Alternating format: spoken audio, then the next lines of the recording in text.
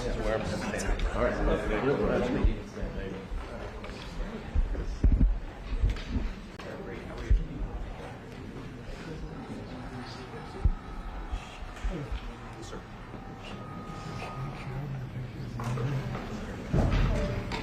What do you think?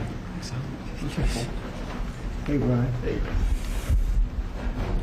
Thank you very much. We have a very big announcement to make today. You all know Johnny. He came all the way from Italy, the beautiful country of Italy, to be with us. And he just got off the plane, and he's a hardworking guy, does a phenomenal job with FIFA. Nobody like him.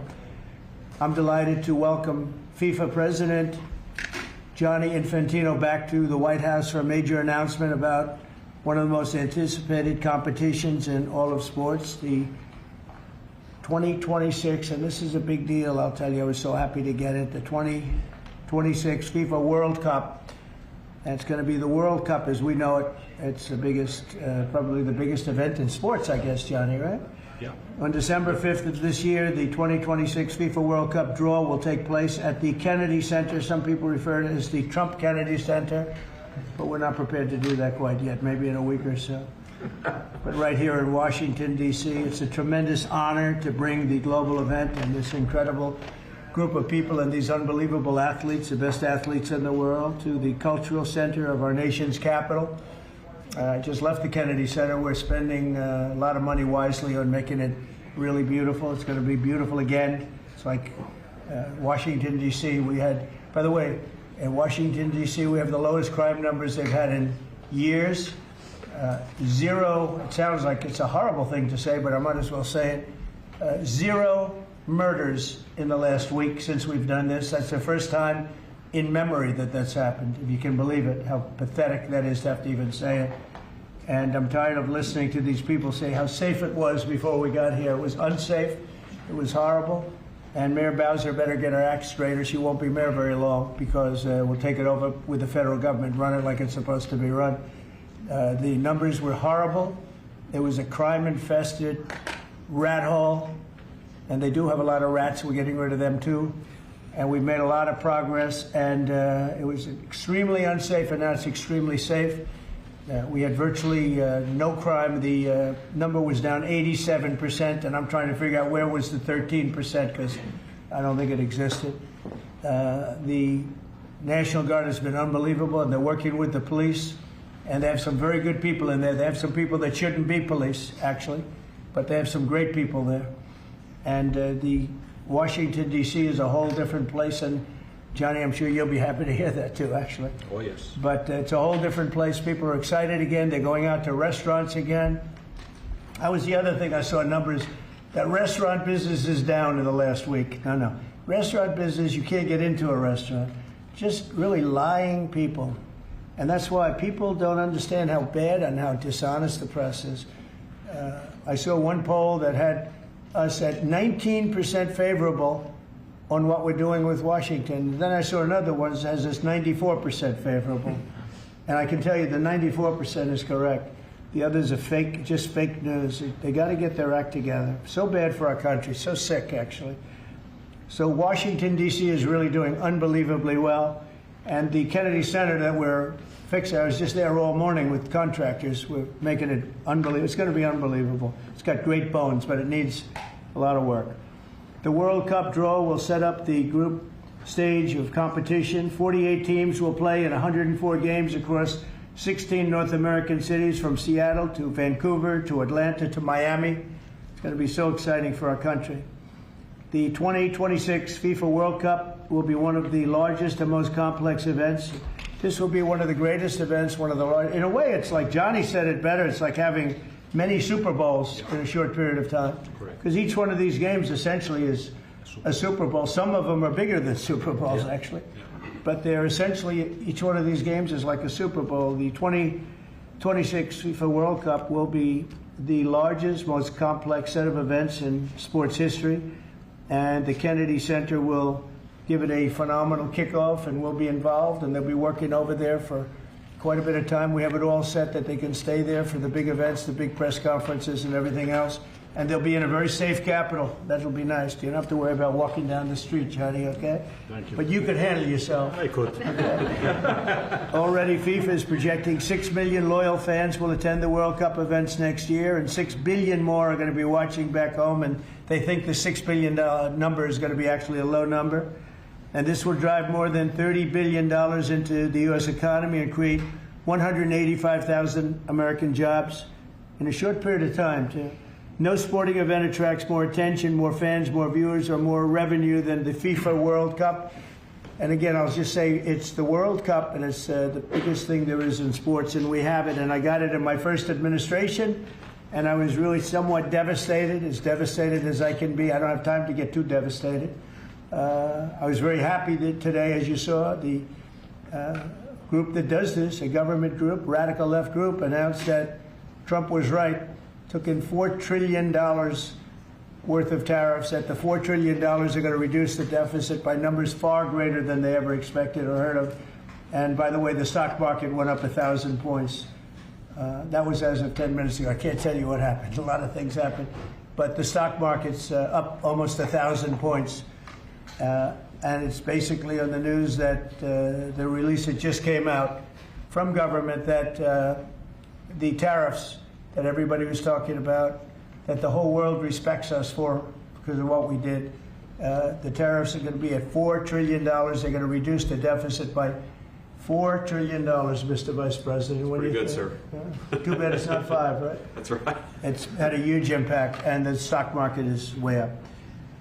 But this will drive more than $30 billion in U.S. economy and create 185,000 American jobs. No sporting event attracts more attention or more fans or anything else. And I just look forward to the draw. So we're going to have the draw, essentially, Johnny, at the Kennedy Center. Yeah. And by that time, it'll be in even better shape. We're working on it. It's about a year project to make it. It'll be great. It'll be fantastic. You see the way this is looking? Look, nice. I can't tell you how much that gold costs. A lot of money. There's nothing like gold, and there's nothing like solid gold. But this beautiful office needed it. It had to be representative. When we took it over, it was dirty, not clean. I immediately changed the chair and had this beautiful desk renovated, brought out by the White House. People that do this, they did a great job. We sent it out. We have a craftsman who's great. But this was not appropriate for the Oval Office when I took over. And now you look at all those paintings you're allowed to turn back. All of these are great presidents, and they were all in the vaults. They were in vaults for some cases much more than 100 years. And now they're proudly hanging on the Oval Office walls. And I can't imagine anybody changing it. But they were buried in vaults for over 100 years, many of them. So it's very exciting. People come in, they really love it. They love what we're doing here. They love what we're doing in D.C., and they love what we're doing, most importantly, in the country and the world. I'd like to ask Johnny to say a few words. He's the head of the whole thing. He's been there for a long time, probably the most respected man in sports. He's amazing, actually. Works very hard, and he's got the biggest event in the world coming right here to the United States. And a little, we did a little for Canada, we did a little for Mexico. We thought, see, I'm a good citizen. I said, let them have a little piece. So we gave a little to Canada, see how nice I am? And we gave a little bit to Mexico. And Johnny, please say a few words. Thank you, President. Great honor for me to be here with you today, President, Vice President, Excellencies. Fantastic to announce what you said, which is the final draw of the FIFA World Cup on the 5th of December here in the capital, in the Kennedy Center in Washington, D.C. at 12 noon sharp. It will be broadcast live all over the world. 1 billion viewers will watch it, and it will determine, of course, the match schedule, which 48 participating teams will play. You said it, 104 matches in 1 month, 104 Super Bowls. This is not just the biggest, the greatest event, not just a sports event, it's a social event as well, with a lot of emotion. We are uniting the world, Mr. President, uniting the world here in America, and we are very proud of that. And those teams, those national teams who will come here to participate in this draw with their coaches, with their presidents, they will all be proud to be part of writing this history. And that's why we brought as well this, which is the winner's trophy. It is the trophy that the winner of the FIFA World Cup wins. Only the FIFA president, presidents of countries, and then those who win can touch it, because it's for winners only. And since you are a winner, of course, you can as well touch it. It's pretty heavy. Yeah. It's the winner trophy. The last one who lifted that is Lionel Messi of Argentina. And here it is in the Oval Office in the White House. Can I keep it? For you. Well, you can keep it after the World Cup. We're not giving it back. That's serious. It fits well That here. goes very well on the wall right over there. We'll put it right below the angels. It fits well here, I That's think. beautiful, yeah. You can keep it until we have to give it to the next winner. That's fine. That's a beautiful piece of gold, I will say. Absolutely. That's beautiful. Yeah. So 6 billion viewers for the World Cup, 6 million coming to the matches, 30 billion economic impact, 185,000 jobs. This will be absolutely fantastic. The biggest event ever, and everything will start here in Washington, D.C. at the Kennedy Center, or the Trump Kennedy Center. We'll see that, how it will be called, on the 5th of September at noon sharp. 5th of December, noon sharp. Then, if I may... Will they be doing most of the draws, all of the draws at the Kennedy? Well, how are you going to do that? Yes, we'll do that at the Kennedy Center. We'll do all the other meetings around it with the coaches, with the broadcasters, with That's the great. sponsors, everything at the Kennedy Center. The whole You'll be very World happy. Cup starts, and everyone will be happy Yeah. because everyone has qualified for the World Cup, and they didn't yet play a game, so they didn't lose yet the game.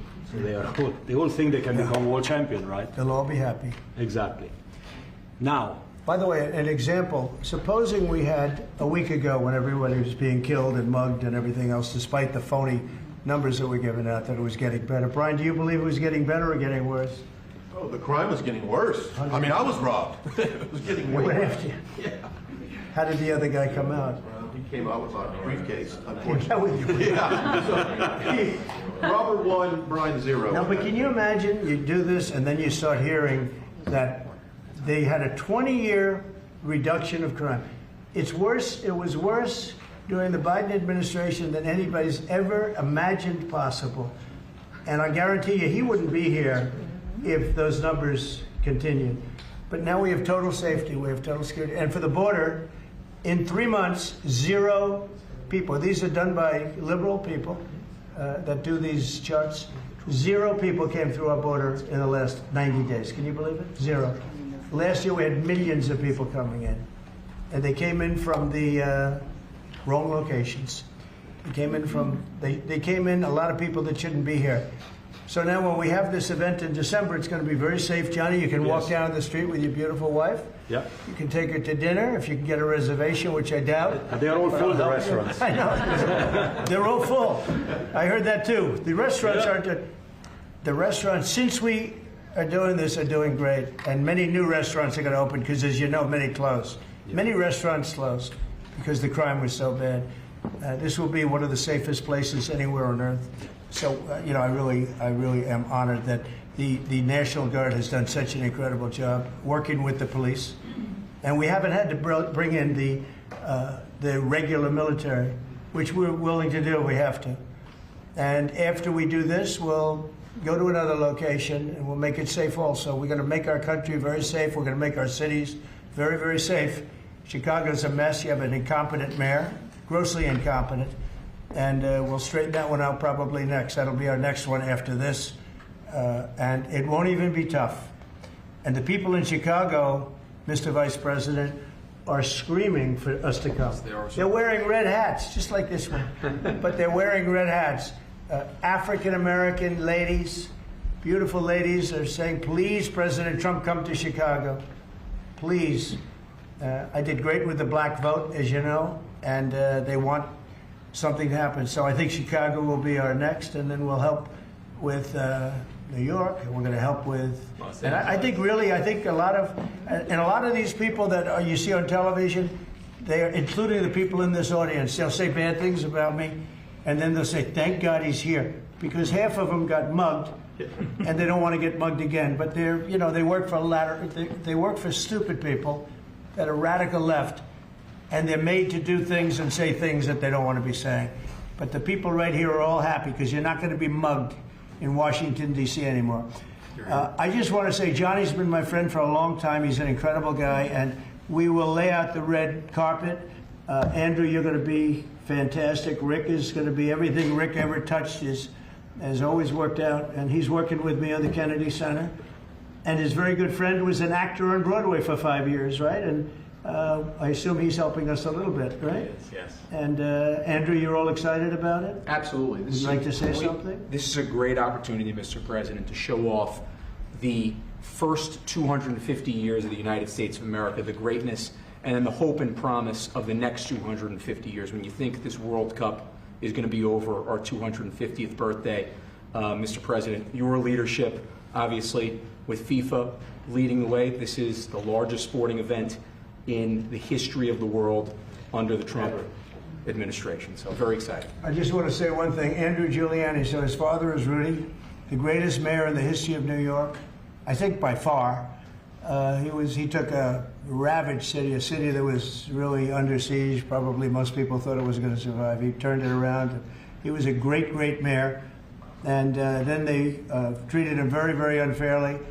You go back and tell your father all of the things that have come out over the last couple of months through Tulsi and through all of the people, Cash, everybody. They've proven your father 100% correct. His father was treated so unfairly. Your father has been 100% correct. And tell him we all love him, okay? Thank you, Mr. President. He's been amazing. What he had to go through was very, very unfair, nasty. These are bad people. Mr. Vice President, would you like to say something? Well, sure, Mr. President. Thank you, and thanks to Johnny for being here. We're very thrilled about the World Cup. Just to echo something the President said about crime in Washington, D.C., this is the national capital of the greatest nation in the world, and we had murder rates just a few weeks ago that rivaled some of the worst third world cities anywhere, even in very, very poor regions of the world. Why did we accept that? Why did we allow it to happen? We allowed it to happen because we had broken leadership in Washington, D.C., and unfortunately sitting behind the resolute desk. What we have shown in just under 2 weeks of taking law enforcement seriously is that the American people can have their streets back if their leadership is willing to put in the time and the resources. Mr. President, you've shown in Washington, D.C. that we can have safe streets again. We've just got to have the political willpower to focus on the bad guys and to give the American people back their communities. We are focused on doing that thanks to the President's leadership. Thank you. And that's a really very small percentage. It's 2%, 3%, but that 2% and 3% wreaks just havoc throughout a community. People are petrified, and I notice a couple of the women in the back are shaking their head, yes, yes, yes. I won't report who you are because you'll end up losing your jobs, but it's true. It's amazing. And the police, and you look at the D.C. National Guard, I saw pictures of them last night getting off vans and all, and I saw some bad ones running, but they're not running so much anymore. They're not there. They're just not even, they're not even trying. You're totally safe. Now, there'll be something happening sometime. I don't know. Maybe it won't be for a long time, but this was every night would get reports of people being mugged and killed. There's one woman on television last night. She had a badly busted up nose, and she's, well, I like our streets the way they used to be, and she thinks it's going to happen like by doing nothing. And they say, what happened to your nose? She got slugged by a guy walking down the street, slugged. Her nose will never be the same, I guarantee you, unless it takes a pretty good turn. She wasn't really for us, but she sort of said, well, maybe something has to happen. Before this happened to me, she got whacked, and I don't think she'll ever be the same. She almost became, she was a half a Trump fan, a woman that would have never been a Trump fan, but she was hit hard. It's not going to happen anymore. Not going to happen anymore. But then we're going to beautify the city too. That's where I was today at Kennedy Center. And we're going to beautify the city like it has it. And we're working with Clark Construction, the biggest construction company in Chicago, and in Washington. And the head of Clark is great. He's all over the world, actually. But Washington, I would say, is their home. That's where they do the best work, the biggest work. and they've been doing a fantastic job. So you're going to have a fantastic, clean, beautiful place. It's going to be better than it ever was before, literally better than it ever was before. We'll get it done very quickly.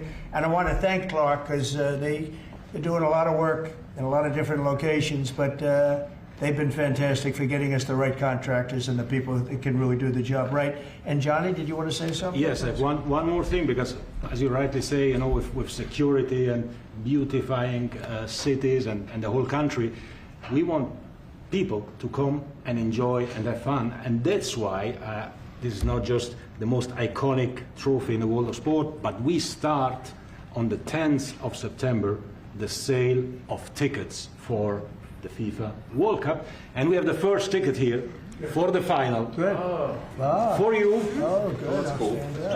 Wow. It's, of course, row 1, seat 1. It's ticket number 45, so. 47. And it's for the final in New York, New Jersey. And so you have your ticket already for the final.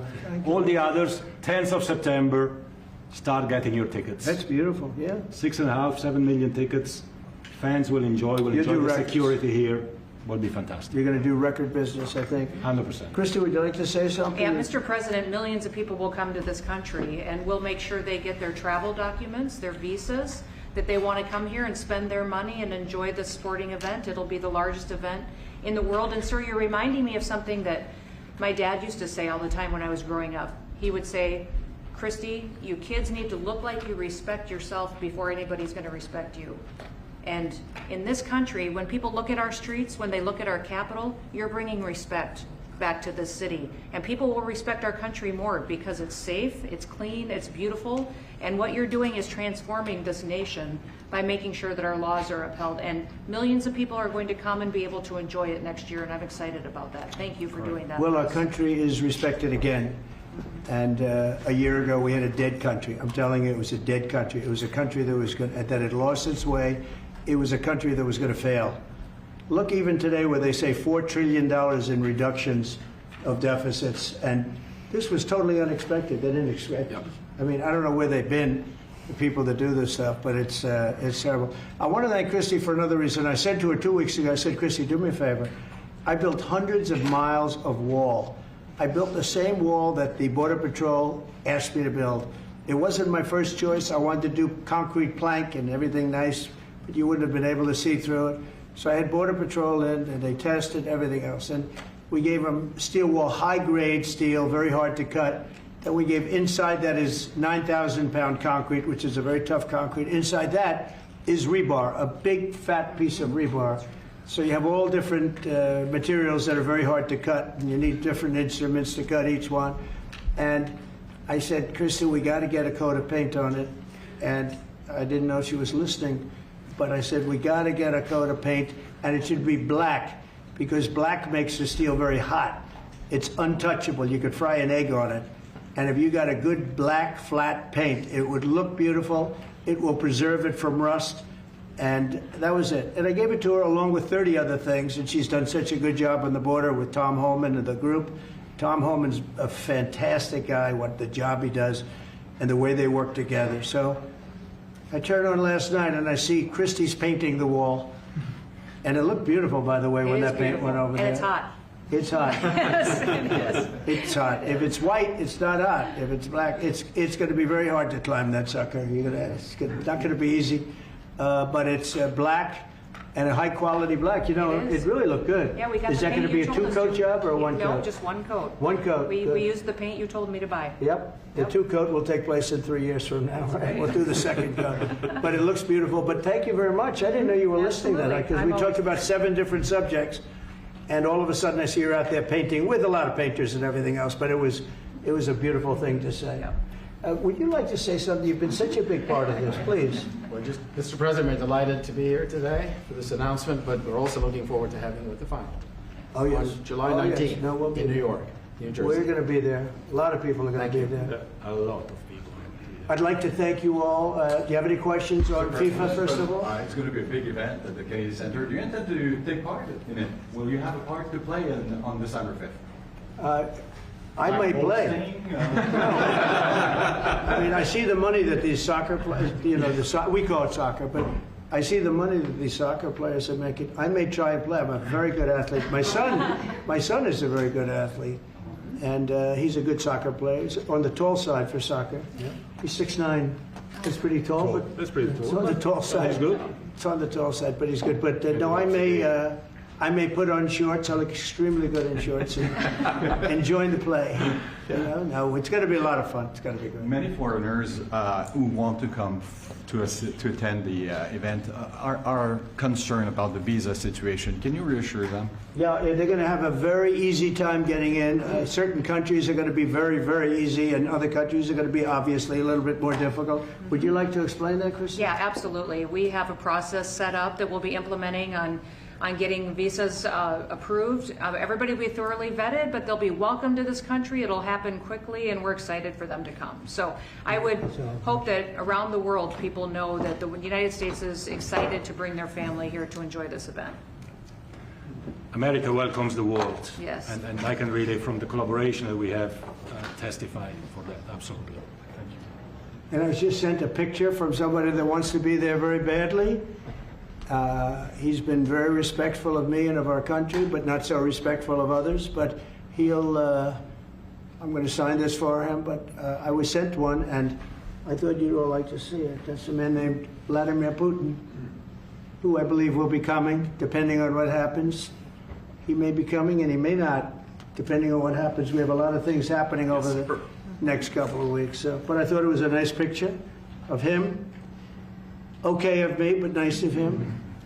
So that was very nice that it was sent to me. Okay? Mr. President. On Yes. that subject, have you talked to Vladimir Putin about the fact that yesterday a big U.S. factory was hit in a Russian airstrike in Ukraine? What's your reaction to I that? told him I'm not happy about it. And I'm not happy about anything having to do with that war. I said I settled 7 wars, and actually, if you think about pre-wars, add 3 more, so it would be 10. I thought this would be in the middle of the pack in terms of difficulty. No, I'm not happy about anything about that war. Nothing. Not happy at all. We'll see what happens. I think over the next 2 weeks we're going to find out which way it's going to go.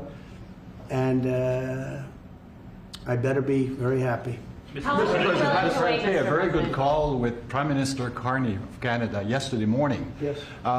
Actually, Canada is taking away some retaliatory tariffs. He's removing his tariffs, yeah. Exactly. He's removing his retaliatory tariffs, which I thought was nice.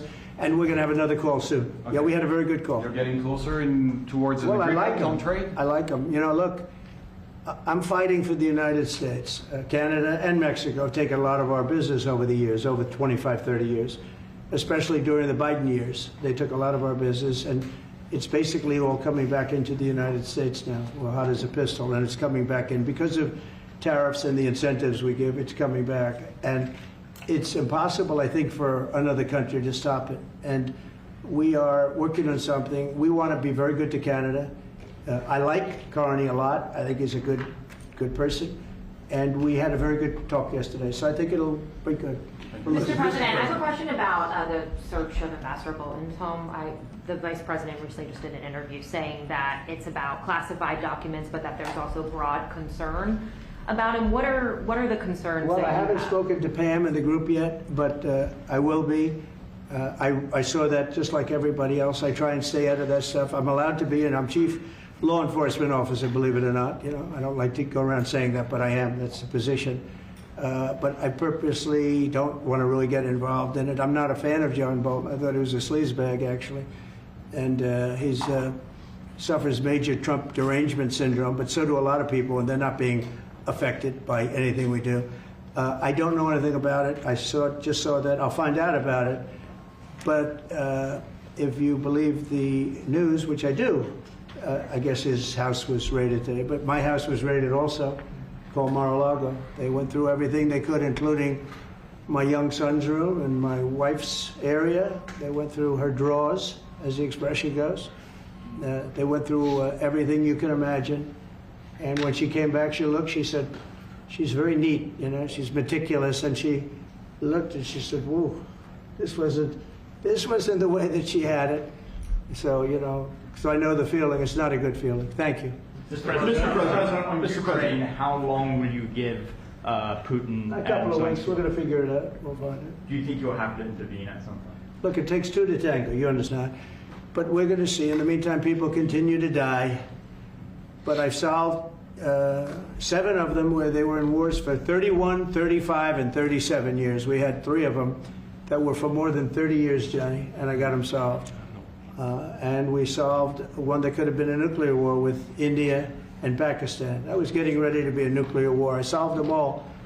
And this one, I thought we would have had it done by now, but it's more difficult. There's a lot of anger, a lot of hatred. There's a tremendous amount of hatred there. So.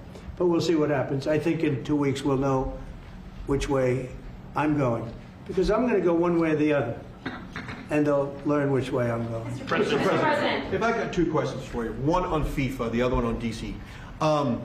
Let's talk. Can you talk about the economic impact that FIFA will have in these cities, and what's your message to the mayors to get their cities prepared, not only the beautification process, but also the safety aspect? Well, Los Angeles is an example. You know, it's poorly run. We have a mayor there that can't even get permits to the people that lost their houses. Lee Zeldin got every permit. The hardest permit is the federal permit. Within 20 days, every single permit was there for the people to build their houses. But people are writing us and they're saying they won't give us. The mayor is incompetent. The governor is incompetent. You know, Gavin. I know Gavin very well. He's an incompetent guy with a good line of bullshit, and he doesn't get the job done. And frankly, those people want to build their houses. It's terrible. They could have been built. Some of them could have been built already. But think of it, the federal government that has the most complex part, and it's the most complex environmental thing to do. We got it, everybody had it within 30 days. And they're not even close to getting their permits. And now they're talking about taking some of those sites and building low-income housing on them. These are high-end neighborhoods. And I'm all for low-income housing. I built a lot of low-income housing. I know all about 236. I know every program that there is in the government. I used every one of them. I know more about low-income housing than probably almost anybody. And it's great. It's fine. It's wonderful. But you don't build it in Pacific Palisades. You don't build it there, and you don't build it in the other areas that burned down. So they're talking about putting up low-income housing. And you talk about riots. They're going to have riots if that happens because you're taking the people's property away. They want to build their houses, and they're unable to get permits from the mayor and from the governor. And that's a terrible thing. But, and let me tell you, if I didn't send in the troops in Los Angeles, Johnny wouldn't be in Los Angeles. You wouldn't be having your World Cup there. I sent in the troops, and we kept it. And even the police commissioner, the sheriff and the police commissioner, they all said the same thing. They said, we could have never handled what was happening. You saw that, you were there. He said, we could have never handled what was happening. And then you hear Gavin Newsom, after it's all quelled, Newsom got up and said, we could have done this for ourselves. No, they couldn't have. And if they could have, I wouldn't have taken the chance either. Okay, my second question is on crime prevention. Would you be open to expanding the national concealed carry to apply to D.C. like it does in other states like Texas? Yeah. Well, they have it in some states, and they feel strongly about it. As you know, I'm in favor of it. People have to protect themselves. I'm a Second Amendment person, very simply. People have to be able to protect themselves. Especially like in Washington, you walk down the street, a guy comes up and slugs you. He's got a pistol in his hand. You can be tough, you can be in great shape, you can be a powerful person, or you can be a guy that weighs 100 pounds with a gun in your hand. Right. And I'll bet on the guy with the gun 100% of the time, right? And so you need protection. So I'm a Second Amendment person all the way. Yeah, please. President Trump, you said this morning that you're working with Congress to get $2 billion to help clean up DC. Have you had any conversations with Mike Johnson and John Thune about where they're going to get that money from? Which money? You said this morning that you're going to get $2 billion from Congress to help clean up DC. Yeah, I've spoken to Mike Johnson. I've spoken to John Thune, the Senate, the House. And I think it's going to be very easy to get. It's going to be not a lot of money. I wouldn't even know where to spend the number that you mentioned, but it's going to be money to beautify the city. Yeah, they're ready. Everybody wants to save D.C. In one way, it's the easiest. The violence was more than any other city in the country, actually, by far. It may have been more than any other city in the world. If you could think, we looked at some of the worst cities in the world, it was worse. And that's why it angers me to see the mayor saying about how they have it on the slide. Not on the slide, it was worse than ever. Yeah, we have no problem getting that money. That money will come out of Congress. I think it'll be even bipartisan. And is the plan to I mean, I would imagine Democrats would vote for that one. is the plan to get it before the September 30 spending deadline on the Hill? Well, I don't know if there is a deadline, because if I declare a national emergency, which this was, that ends the deadline.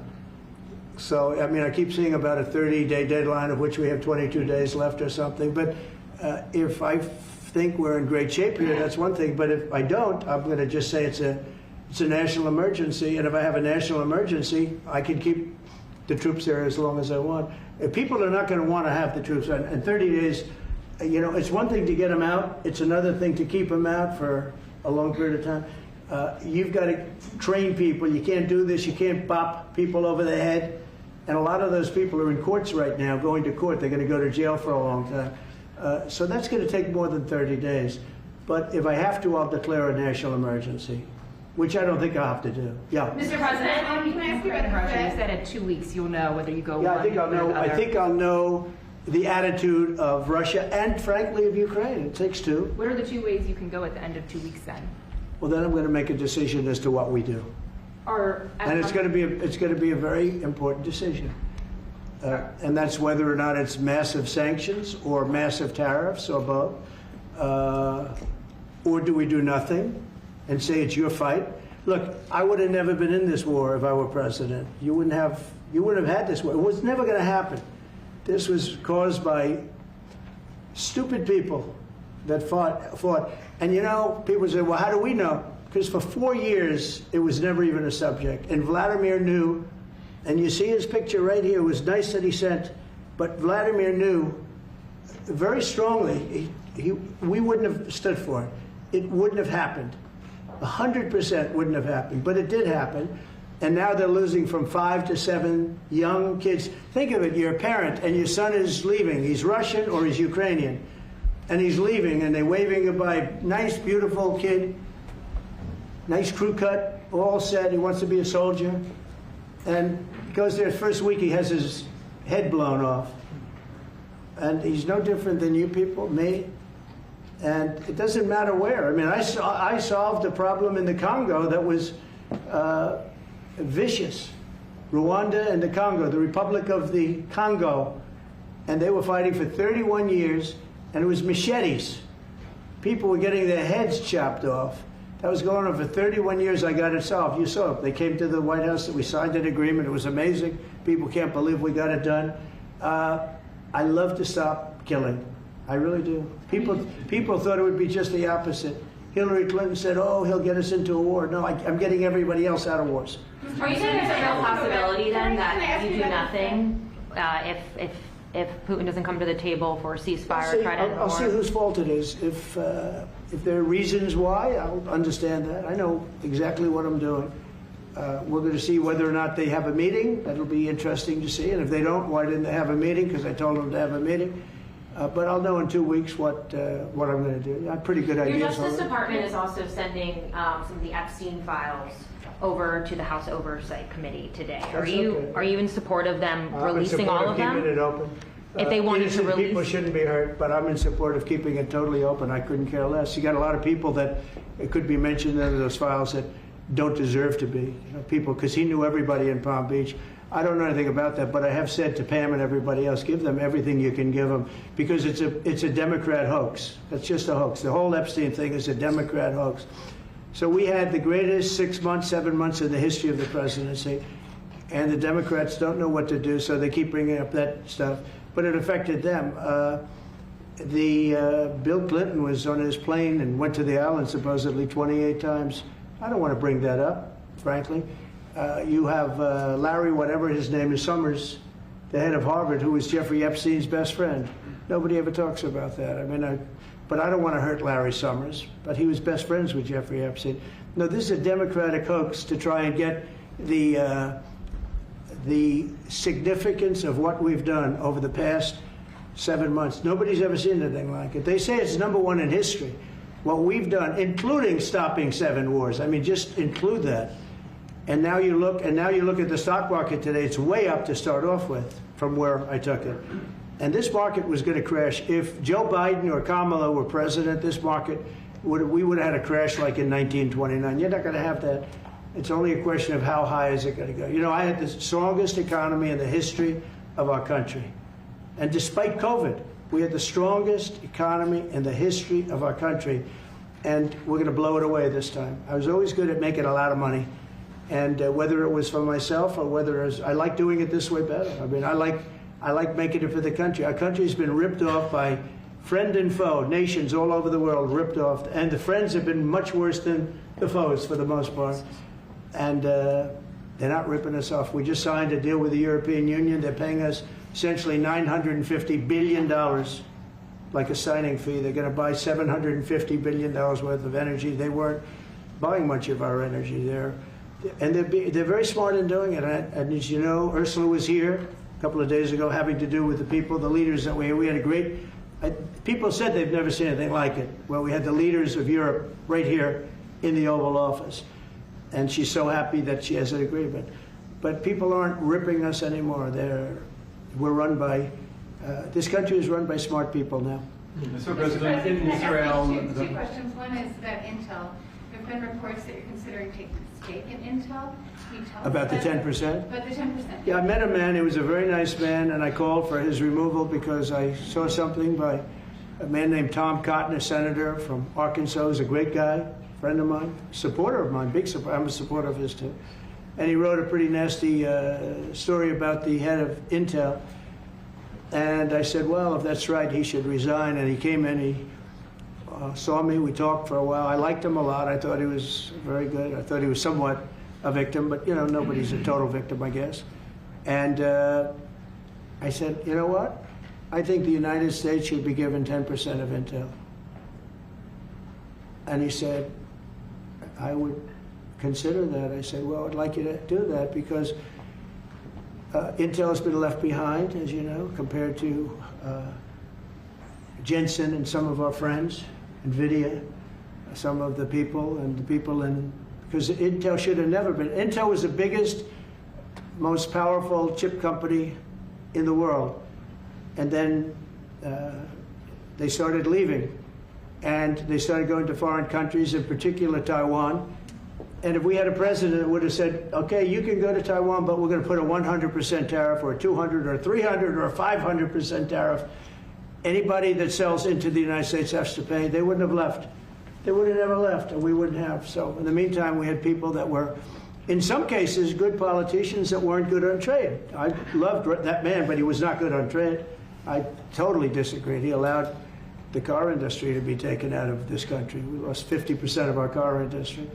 But that's all coming back. It's all coming back. But if somebody would have said that with Intel, would be a giant right now. Now, with that, they've had some bad management over the years, and they got lost. And I said, I think you should pay us 10% of your company. And they said, yes. That's about $10 billion. I don't get it. This comes to the United States of America. And I said, I think it would be good having the United States as your partner. He agreed. And they've agreed to do it. And I think it's a great deal for them. And I think it's a great deal. He walked in wanting to keep his job, and he ended up giving us $10 billion for the United States. So we picked up $10 billion. And we do a lot of deals like that. I'll do more of them. If somebody has, like we have restrictive covenants with Jensen. We have, it's NVIDIA. And to unrestrict the covenant, nothing to do with losing our powers or military or anything, because that I wouldn't do. But there are things you can do that don't affect us, that actually help us. And if we're going to give somebody a free out, a restricted covenant, we have a strong restrictive covenant on certain industries. And I will absolutely give somebody a opening on a to do a lot of business, which is good for us, as long as it doesn't hurt us in a security or military way. And if I do that, I think the country should be paid, because anybody else, I have it in real estate where I'll have a deal with somebody and I'll have them restrictive covenant. Then they'll come back and they'll say, I'd love to be able to build over here, but I'm not allowed to because you have me covered, you have me restricted. I say, I'll let you build over there, but pay me a lot of money. No different. But the country never did it because the country was run by foolish people. On you said Chicago might be next. Are you making, have there been concrete steps that the administration is taking to do that? Or what are other cities as well? I haven't spoken to the mayor. He's grossly incompetent. I haven't spoken to the mayor, no. When we're ready, we'll go in and we'll straighten out Chicago, just like we did D.C. Chicago is very dangerous, great place. I built great stuff there. I have the most beautiful building in Chicago, I think. But I hate to see what's happened to Chicago. Chicago was our greatest city, actually. Bob Tisch, a great friend of mine, passed away. He used to own the Giants and very successful Lowe's. He said Chicago, I think they had their main office in Chicago. He said Chicago and San Francisco are the two greatest cities in the world. Now you look at what the Democrats have done to San Francisco. They've destroyed it. I own a big chunk of the Bank of America building in San Francisco. And, you know, it's just different. We can clean that up too. We'll clean that one up too. No, if everything works out, and we've already had calls from other cities, quiet calls from Democrats. We'd love you to come here because they've lost control of their cities. I'm not going to say because I don't want them to lose their elections. But we've had calls from Democrats and calls from people generally. We'd love you to come here because we'll straighten out the problems. Mr. President, in Israel, the families of hostages are opposed to the reoccupying of Gaza. Why is the U.S. still Well, not supporting all of them. And you have to understand, I'm the one that got all of the hostages out. You got a lot of people out. If it wasn't for me, they wouldn't be out. I worked with Bibi and I worked with Steve Witkoff. But if it wasn't for me, you would have all these hostages would most likely be dead right now, every one of them. So they all come up here. They come in groups of 10, 12, 13, and many of them, and I've gotten to know a lot of them. They're great people. What they had to go through is incredible. But so now they have 20, but the 20 is actually probably not 20 because a couple maybe aren't around any longer. It's a terrible thing. No, I don't like anymore. I said, you know, when you get down to 20, they're not going to make deals anymore. And they didn't. And then I put out a statement, as you know, that was a tough statement, go in and get them. And they said, we'll give you 10, we'll give you 10. I don't know what Israel's doing, but they were willing now immediately to give us another 10. The situation has to end. It's extortion and it has to end. And we'll see what happens. I actually think they're safer in many ways if you went in and you really went in fast and you did it. And people can't forget October 7th, remember that. I'm friendly with all groups. I won the Arab vote in Michigan. I did so great with the Arab vote, remember? I started off at 0, I ended up winning. I wouldn't say the candidate was the greatest, but I would have won against anybody. They're great people. But we have to do things properly. And you know, I'm very proud to say I got the hostages out. You have hundreds of people that are living now because of me. And now we have that final little group of people. And Hamas knows that if they give them, that's probably the end of their lives. So it's not easy to get. And I know if you're a parent, you just don't care. You want, I want my baby back. They want their babies back. They want their kids back. And I understand it. But I got them out and did a good job. And we're doing everything we can to get the hostages out. Thank you all very much. Yes? So Jackson Hole, Jay Powell today said, he suggested that they might cut interest rates, but they haven't proceeded. Well, we call him too late for a reason. He should have cut him a year ago. He's too late. You know, we have a stock market that's up 1,000 points today. I better be careful because I'll go out there and I'll see it's down 1,000, right? But it's up 1,000 points when I came in here. We have a country that the market's the hottest it's ever been. The country's better than it's ever been. We have a military that I rebuilt largely in my first term. We had a great, successful first term, but this is going to be even better. But we rebuilt it. We gave a lot of it away to Afghanistan, but relatively small compared to the overall. But I think it was the most embarrassing day and period in the history of our country that they allowed those 13 wonderful people, but it's really hundreds of people were killed. And they don't talk about the 48 that were so severely wounded with no legs, no arms, nobody ever mentions them except me. But that was the worst day, the most, it just showed how incompetent. Frankly, if that didn't happen, I really believe that you might not have had the problem with Russia. I think Putin was sitting there watching these stupid people running our country and said, this is a time to invade. It's, you know, this is a time. And then Biden made the statement, well, he can do a small incursion. When he said that, it was off to the races, right? When he said He can do a small incursion. Remember that? I was surprised he knew the word incursion.